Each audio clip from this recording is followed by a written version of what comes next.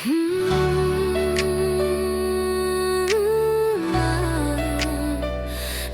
gugur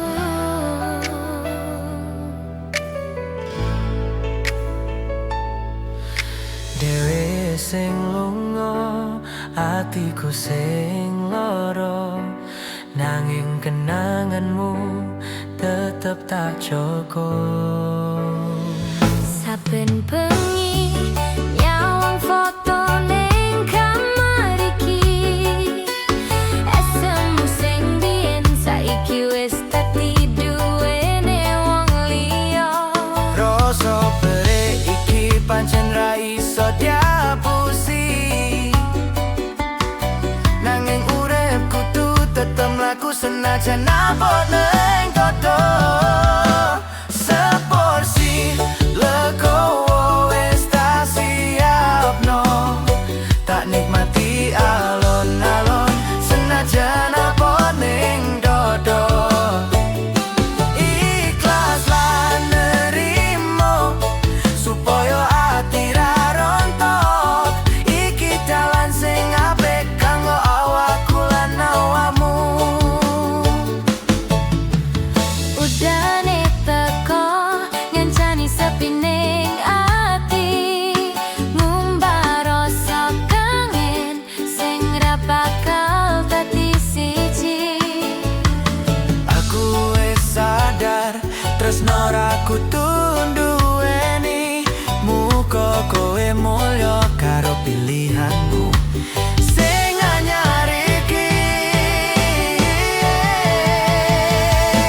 Seporsi legowo wis tak siapno, tak nikmati alon-alon senajan abot ning dodo. Ikhlas lan nerimo supaya ati ra rontok, iki dalan sing apik kanggo awakku lan awakmu. Gusti paringi kiat mana iki, nglaliyake cerita sing wis dadi siji. Saiki tak ujulke genggaman tanganmu, lunga kanthi tulus, aku wis ra apa-apa. Seporsi legowo wis tak siapno, tak nikmati alon-alon senajan abot ning dodo.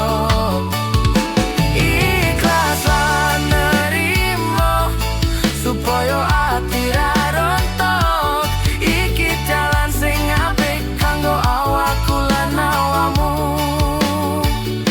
Wis cukup seporsi legowo iki, sing bakal nambah